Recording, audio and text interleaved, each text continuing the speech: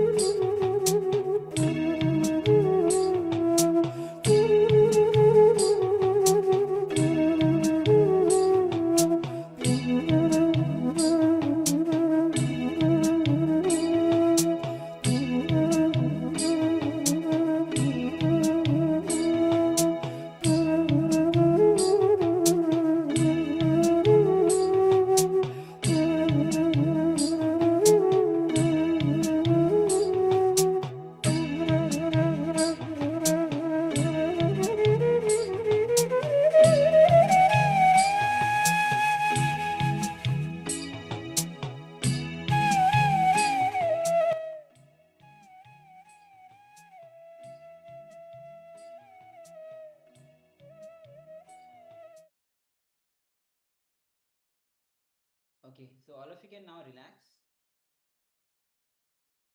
from this powerful meditation.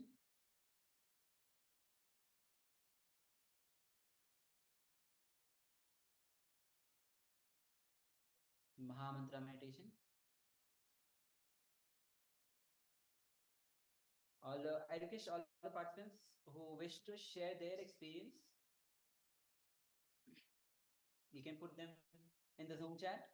And also, if you want to share live, you can share live as well.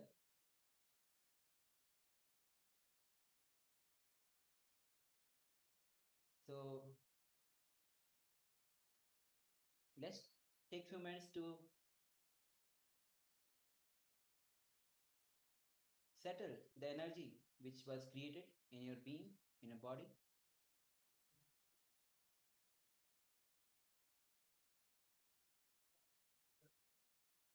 Shesa is saying, I felt calm.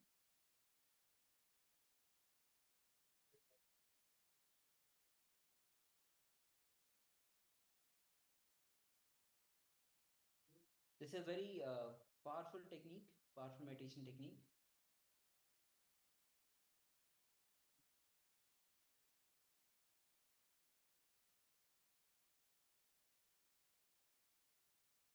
Okay. So anybody who wish to share through text, please you can share through text. And also those who want to share live, I invite all the participants, those who want to share live also they can share.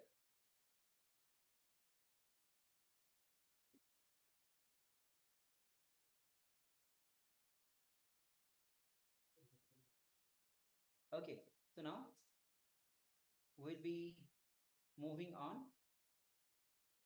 to the next segment.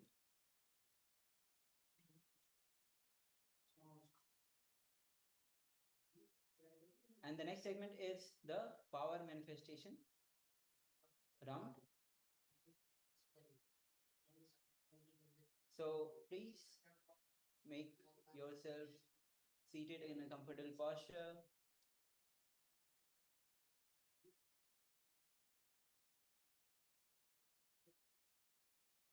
We'll be manifesting the powers of Paramashiva, basically remote vision. You'll be scanning the location, scanning any remote vision. So basically seeing any place or thing in a remote corner of the world. It can be any location. So sit with your eyes closed, chant Mahavakya intensely with your head next spine in a straight line. Visualize Paramashiva has come down as Bhagavan Nithya from Kailasa. See, when you are manifesting these powers, make sure that you are visualizing Swamiji in your third eye, and whatever it is, whatever is being revealed to you through your third eye, whether it's coming properly or not, it is from Swamiji. Do not bring your logic.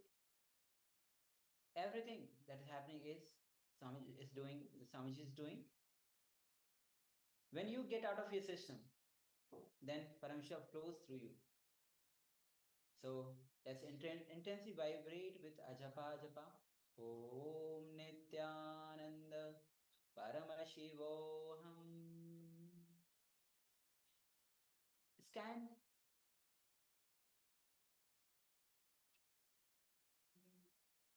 So I request all the participants to pair up among yourself, or you can pair up among your family members whom you can contact now, and scan the location of that person. Scan the location of that person. Machun, you has shared meditation makes me feel very sleepy. Okay, so that's why you need to bring, as in the first jnana, Swamiji has shared that You need to bring more I consciousness. Only then the Turiya will penetrate into your waking state. When you bring your dream state, you will feel tired, you'll feel sleepy. So bring more awareness, bring more I consciousness into your waking state.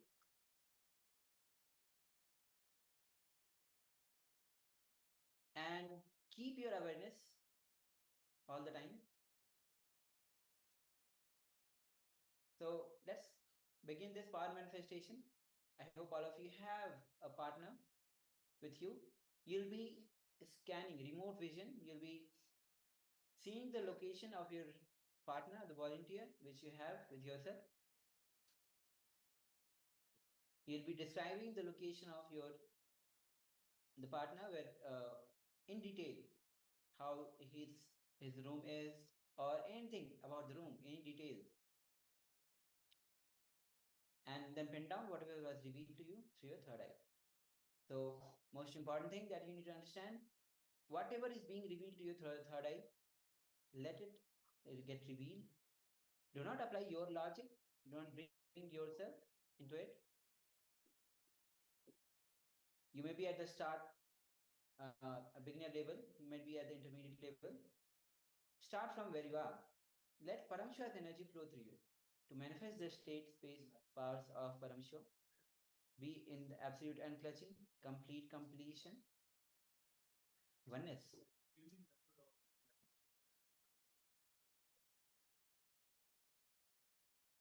So with this, we'll be entering into this power manifestation now.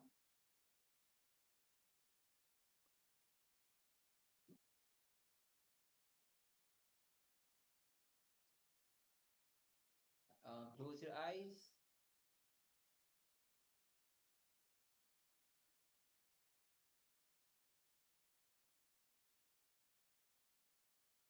So now let's begin this power manifestation.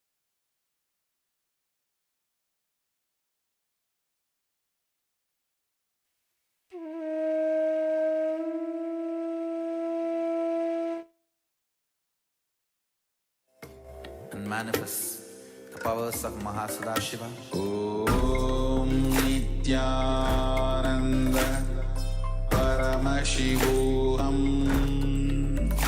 Om Nithyananda Paramashivoham. Om Nithyananda Paramashivoham. Nithyananda Paramashivoham. Om Nithyananda Paramashivoham. Om Nithyananda Paramashivoham. Om Nithyananda Paramashivoham. Om Nithyananda Paramashivoham. Om Nithyananda Paramashivoham. Om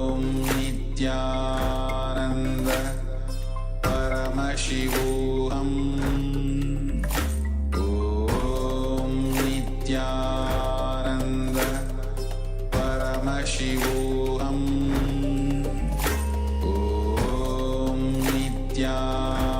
Om Nithyananda Paramashivoham.